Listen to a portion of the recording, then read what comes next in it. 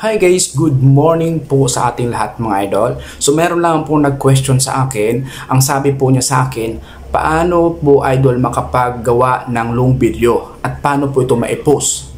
So sasagutin po natin yan idol. So para po kayo makagawa ng long video, syempre po kailangan po pag mag-video kayo 3 minutes pataas. So ibig sabihin long video na yon. So pwede nyo pong idaan pa yun sa edit, pero kung alam nyo naman po na okay naman po yung video nyo, wala naman pong against sa community guidelines, so pwede nyo na po yun idol i-post agad sa inyong Facebook. So para ma-post nyo po yan idol yung long video nyo, kung makikita nyo po yan idol yan sa gilid na yan, so yan po mga idol ang i-click nyo para po mismo sa timeline nyo ma-post nyo yung long video na yon. Kasi mga idol, pag kinlik mo yan, mapupunta ka sa gallery. Ganon din sa taas mga idol, yung parang square na yan. So madadirect ka rin yan idol sa inyong gallery din. Para po idol, hanapin nyo yung video kanina na 3 minutes pataas para po may post nyo sa timeline nyo.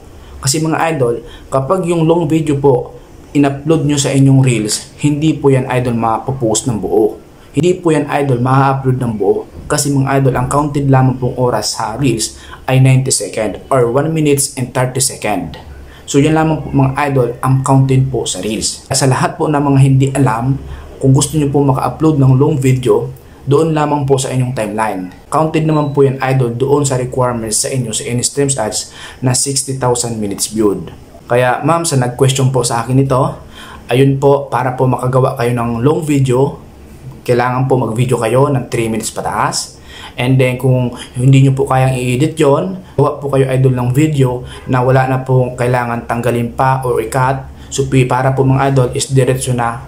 Tapos sa nagtanong po sa akin ito, ayan, para po makagawa kayo ng long video, kailangan po mag-video kayo ng 3 minutes pataas. Kung kaya nyo po na malinis na yung video para hindi nyo na i-edit, mas okay yon. Lalong-lalo na sa mga hindi pa marunong mag-edit. Ayan, mas maganda mga idol, gawa kayo ng video na malinis na, yung wala na masyadong ikakat pa or wala nang ikakat.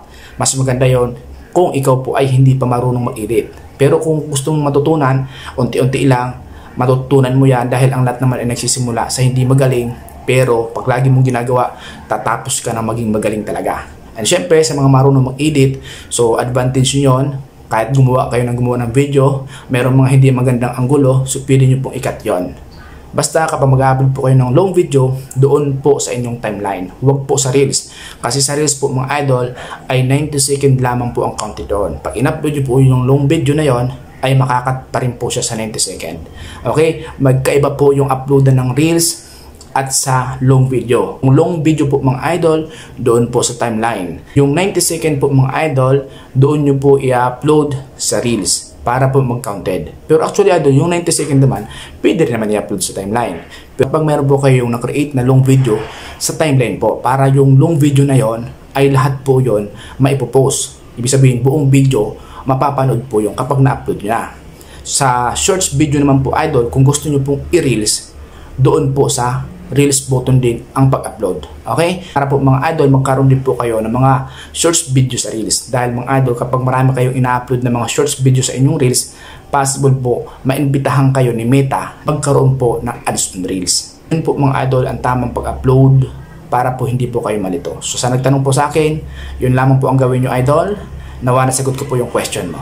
Yun lang mga idol, sana nakatulong sa iyo ang video ito. At kung nakatulong sa inyo ang video ito, huwag nyo kakalimutan na i-click ang follow button nyo sa baba para lagi kang updated sa lahat ng i-upload ko dito ng mga tutorials, video. And syempre, heart and share mo na rin ang video ito nang sa ganon marami pong matuto magkaroon ng ideya. So yun lang, God bless you all po sa atin lahat.